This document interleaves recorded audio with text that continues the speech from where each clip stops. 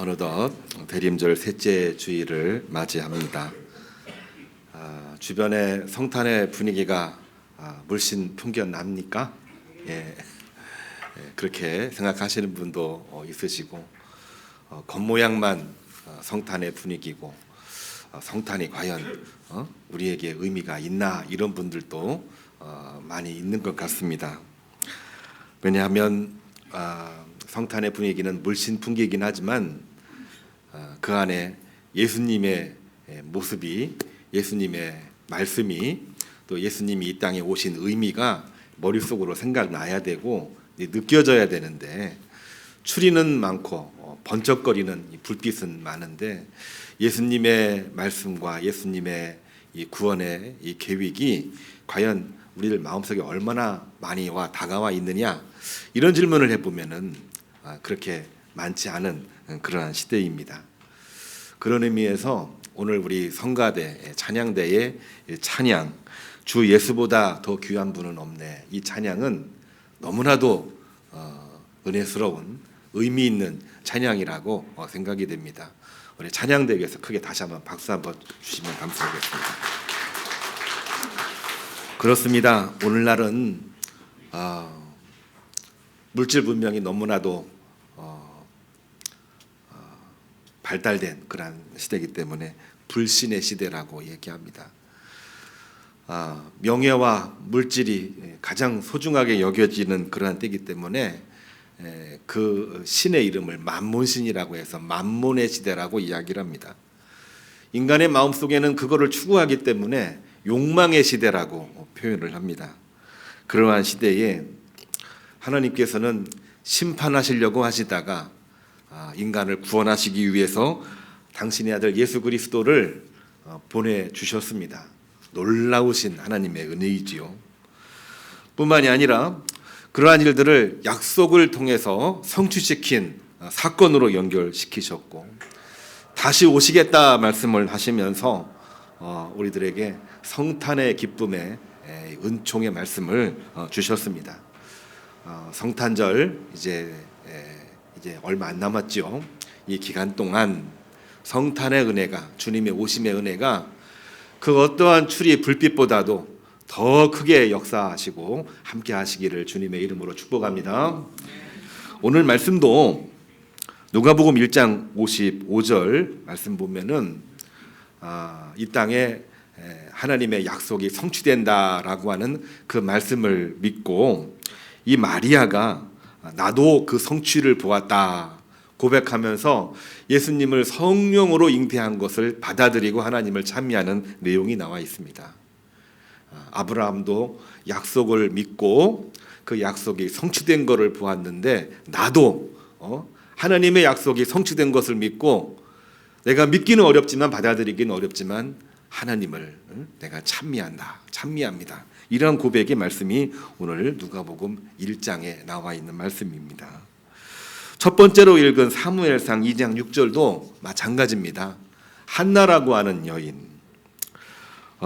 그 여인도 아기를 못 낳는다라고 하는 것 때문에 많은 멸시 조롱을 받았지만은 이 한나도 하나님 앞에 찬미하며 영광을 돌리고 있는데, 무엇을 가지고 찬양을 했냐면요, 하나님은 죽이시기도 하고 살리기도 하신다라는 이 욥의 고백을 머릿속에 기억을 하면서 1절에 내 마음이 여호와를 인하여 기뻐한다, 이렇게 찬미하고 있는 그러한 내용입니다. 결국 어떻게 됐나요? 한나도 사무엘을 낳고 하나님의 약속이 성취된 것을 경험하고 하나님을 찬미하게 된 것이죠. 세 번째로 읽은 히브리서 11장에 나와 있는 말씀도 이 모든 상황들을 다 이야기하면서 히브리 기자는 뭐라고 얘기했냐면은, 아브라함이 약속으로 땅과 자손 이삭을 얻었다 설교하면서, 우리 인간에게는 바라고 있는 소망이 있고 우리 인간에게는 보이지 않는 증거, 다시 말해서 약속이 있는데, 그 약속을 품고 세상에 얽매이지 말고, 또한 율법에 얽매이지 말고 모든 상황 가운데에서 믿음으로 살라, 이러한 메시지를 증언하고 있는 것이 오늘 히브리서에 나와 있는 내용입니다.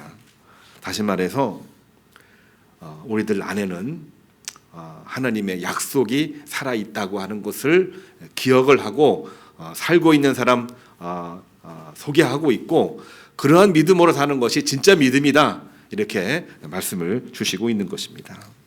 성도 여러분, 우리는 늘 역사 이야기를 합니다. 역사가 그냥 진행되는 것처럼 보일 때도 있습니다. 나와 상관없이 세상은 흘러간다, 이렇게 말하기도 합니다만 저절로 이루어지는 것은 결코 아닙니다. 역사는 반드시 그 방향이 있고 그 안에는 방향으로 갈 수 있는 힘이 작용하게 되어져 있습니다. 어떤 사람들은 돈 많고 권력 있는 사람들에 의해서 이루어지는 것처럼 보이지만, 그러나 어느 순간 다 무너집니다. 약하게 보인다고 할지라도 그것이 하나님께서 역사하실 때에 어느 한 방향으로 급변하여 역사는 진행되고 있는 것을 보게 됩니다. 성경은 그것을 뭐라고 얘기했냐면은 약속 믿고 사는 사람을 통해서 역사가 이루어진다, 이렇게 성경은 증언하고 있는 것입니다. 분인나에게 멸시당하고 엘리 제사장, 당시에 목회자이죠, 목회자에게 무시를 당하고 있던 한나라고 하는 여인, 그 한나가 사무엘을 낳은 것은 욥을 의롭다고 하신 하나님의 약속의 말씀을 믿고 끊임없이 기도했기 때문이라고 하는 거 우리가 잊어버리면 안 됩니다. 제 얘기가 아닙니다. 오늘 성경 본문에 나와 있는 말씀이고 기록입니다. 불임 때문에, 아기를 갖지 못하는 것 때문에 요종 하갈에게 멸시당했던 사라, 아브라함의 부인 사라가 믿음을 갖는 그 과정은 결코 쉽게 된 것은 아닙니다. 어떻게 되었느냐? 처음에는 너희들이 아기를 갖게 되었을 것이다 라고 할 때 사라가 웃었죠. 그 웃음은 기쁨의 웃음이라기보다는 약간 불신과 비웃음의 웃음이었습니다. 그러나 그가 하나님이 본토 친척 아비집을 떠나 내가 내게 지시할 땅으로 가라, 그 약속을 믿고 끊임없이 나아갔던 아브라함과 더불어 약속 믿고 지시할 땅으로 가는 믿음의 여정 가운데에서 그들은 100세 때에 아들 이삭을 낳고 진짜 웃음을 짓습니다. 그때 웃음은 기쁨의 웃음이었죠. 그래서 아들 이삭의 이름도 웃음의 뜻을 가지고 있는 이삭이라 이름을 정했습니다. 우리들에게 믿음은 과연 무엇일까요? 내가 누군가를 믿는다, 신뢰한다 말하지만 번번이 실족하고 실패하고 또한 불신으로 이어지는 게 오늘날 우리의 삶인데, 믿음은 그런 것을 믿음이라고 말하지 않습니다. 믿음은 하나님의 약속을 믿고 끝까지 가는 것입니다. 내 안에 하나님의 약속이 있다. 우리 인간에게는 하나님의 원초적이고 궁극적인 약속이 있음을 믿고 오늘을 살아가는 것이다. 이렇게 가지고 살아가는 것이 믿음이라고 하는 것입니다.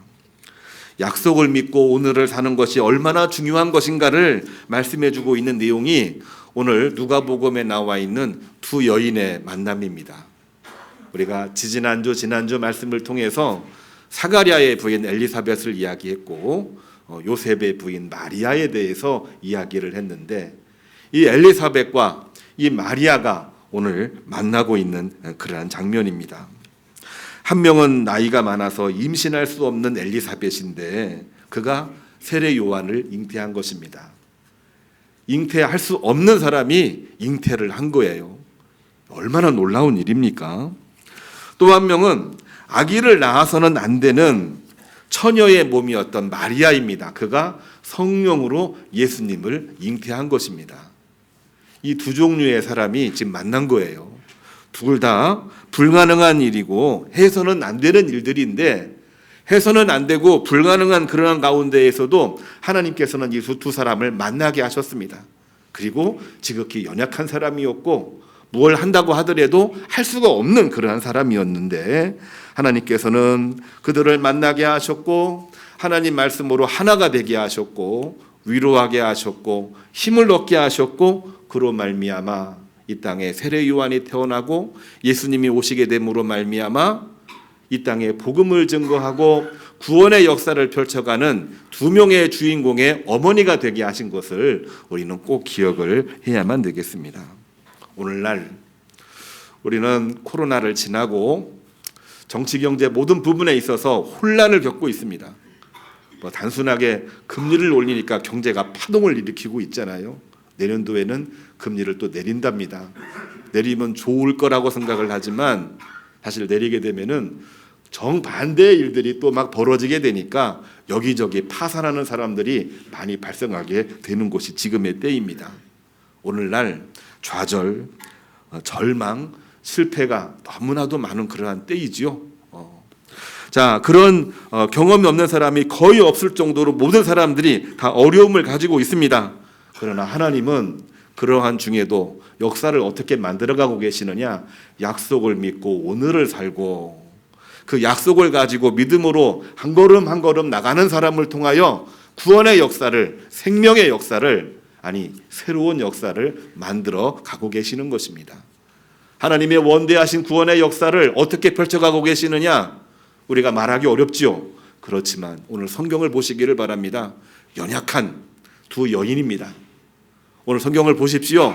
한 사람은 불가능한 사람이고 한 사람은 해서는 안 되는 그러한 사람들인데, 그러한 사람들을 통하여 하나님은 당신의 구원 역사를 펼쳐가시는 두 명의 주역으로 세우셨다고 하는 것을 우리가 꼭 기억을 해야만 되겠습니다. 우리도 그러한 사람이 되기를 바랍니다. 여러분들도 그러한 사람이 되기를 바랍니다. 아무리 뭐라고 해도 하나님께서는 그들을 통하여 역사를 만들어가고 계시는 것입니다. 힘겨워하던 두 여인의 만남, 그들은 하나님 약속 성취의 주역이 되었는데 오늘 그 말씀을 분명하게 보여주고 있는 내용 다시 한번 이야기하려고 합니다. 누가복음 1장 39절 한번 눈여겨보시기를 바랍니다. 마리아가 엘리사벳을 찾아갔을 때에 엘리사벳이 이렇게 말하고 있습니다. 말씀 본문 그대로 제가 읽습니다. 내 주의 어머니가 웬일이십니까? 이렇게 말을 해요. 내 문안하는 소리가 내 귀에 들릴 때에 아이가 내 복중에서 기쁨으로 뛰놀았습니다. 당신이 나에게 왔을 때 내 뱃속에 있는 이제 요한이라는 이름이 되겠죠. 요한이 뱃속에서 너무나도 기뻐서 뛰놀았습니다. 나는 당신에게 말합니다. 주님 말씀이 반드시 이루어지리라, 약속이 이루어질 거라 믿는 그 여인에게 복이 있습니다 라고 말을 하면서 이 마리아를 축복하는 장면이 나와 있습니다. 연약한 여인이잖아요. 불가능한 그러한 가운데에서도 믿음으로 축복을 하는 엘리사벳의 이 한마디의 말은 마리아로 하여금 엄청난 힘을 얻게 하는 그러한 역사가 그 안에서 벌어지게 됩니다. 그 말을 들은 마리아는 뭐라고 말을 합니까? 그동안에는 자기의 믿음으로 말할 때 좀 힘겨워했어요. 그런데 이번에는 확신으로 말을 하고 있습니다. 48절을 보면은요, 마리아가 말합니다. 여종의 비천함을 돌보셨음이라. 보라, 이제 후로는 만세에 나를 복이 있다 일컬으리로다. 그동안에는 부끄러웠습니다. 그동안에는 무서웠습니다. 아니, 결혼도 안 한 여자가 어떻게 아기를 낳는다는 말인가? 남편은 이해했지만 사람들은 나를 뭐라고 얘기할 것인가? 하나님의 섭리라고 말하면은 저 여자 미친 여자, 저 사람 신비주의에 빠진 여자라고 이야기할 텐데 어떻게 감당을 합니까? 그렇지만 그 말 한마디에 용기를 얻어서 비천함을 돌보시는 하나님을 이야기하고 이제 후로는 만세에 모든 사람이 나를 최고의 복을 누린 사람이라고 말할 것입니다. 이렇게 말을 하면서 믿음으로 순종하는 장면이 여기에 나와 있는 것입니다. 저는 엘리사벳, 마리아 두 여인의 이 만남을 통해서 우리가 꼭 기억해야 될 말씀 메시지를 분명하게 이야기하려고 합니다. 우리도 연약합니다. 우리도 불가능이 많습니다. 또한 해서는 안 되는 여러 가지 장벽들이 여기저기 도처에 많이 있습니다. 그러나 그러한 가운데에서 우리는 어떤 말을 해야 됩니까? 바라는 소망을, 보이지 않는 증거, 하나님의 약속을 믿고 그 약속을 가지고 축복하고 권면하고 손을 잡고 함께 기도하는 것입니다. 그것이 바로 엘리사벳과 마리아의 만남을 통해서 이루어지게 되는 것입니다. 예수님께서 이제 마지막에 교회를 세우시라고 말씀해 주신 이유가 과연 뭡니까? 다름이 아니죠. 사도행전 2장 42절로 48절을 보면은 초대교회가 형성이 되었을 때에 그들은 사도의 가르침을 받았습니다. 목회자의 가르침을 받으면서 성도 간에 서로 떡을 떼고 교제하고 하나님의 약속이 우리에게 있음을 확인하면서 믿음으로 주님의 몸된 교회를 이루었던 것들이 바로 초대교회의 모습이고 오늘날 교회 공동체를 이루게 하신 것입니다. 어떻게 이루어 주셨습니까? 엘리사벳과 마리아와 같이 다들 힘겹고 어렵고 불가능한 그러한 가운데에서 믿음으로 권면하고 축복하고 아멘으로 화답하고 더불어서 기도하고 그러할 때에 그들은 온전한 교회, 온전한 성도가 되게 하시어서 하나님의 구원 역사를 이끌어가는 하나님이 굳게 세우신 두 명의 주역으로 세우신 것을 우리는 기억을 해야만 되겠습니다. 우리 안에는 하나님의 약속이 있습니다. 여러분 안에도 하나님의 약속이 있음을 믿고 사는 것이 크리스찬입니다. 그것을 알고 있기 때문에 우리가 지금 예배드리고 있는 거 아니겠습니까? 미국의 유명 커피 중에 하나가 I have a dream이라고 하는 커피 있다고 합니다. I have a dream 커피. 말이 좀 길지요. 근데 미국에만 있는 줄 알았더니 우리나라에도 I have a dream 커피가 여기저기에 굉장히 많이 있다고 합니다. 커피 맛이 아주 상당히 좋다고 합니다. 커피 안 좋아하시는 분들은 이 마음이 안타까울 수 있는데요. 요즘 커피는 쓴맛이 아니라 달고 고소하고 향기가 있어서 누구든지 한번 마셔보면은 다시 마시고 싶다는 아주 좋은 커피들이 참 많이 나와 있습니다. 물론 원료가 좋고 맛있게 만들기 때문에 그 커피가 인기가 있겠습니다만은 진짜 그 커피가 인기가 있고 대중성을 얻어서 그야말로 히트를 쳤던 이유는 그 커피 안에 뭐가 있기 때문인지 아십니까? 예, 맞습니다. 그 안에는 꿈이 있기 때문에 그렇습니다. 커피를 먹는 게 아니고 꿈을 먹는 거지요. 그거를 내가 먹음으로 단순히 입맛만 좋아지는 것이 아니라 마음이 넓어지고 편하게 되는 것입니다. 아니, 그동안에 없었던 꿈이 머릿속에 생기게 되는 것입니다. 근데 우리가 한 가지 더 생각을 해야 되죠. I have a dream 커피가 그냥 온 게 아니거든요. 무엇을 모토로 만들어졌는지 우리는 한 번 더 생각을 해봐야 됩니다. 그거는 다름이 아닙니다. 1963년 미국의 흑인 지도자 그리고 노벨 평화상 수상자였던 마틴 루터 킹 목사님이 모든 대중들을 향해서 하나님 말씀을 증거하며 설교할 때에 이런 말을 했습니다. I have a dream. 나에게는 꿈이 있습니다.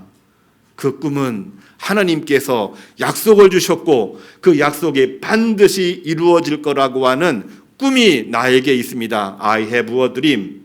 여러분들에게도 그러한 꿈이 있음을 다시 확인하시기를 바랍니다. You have a dream too.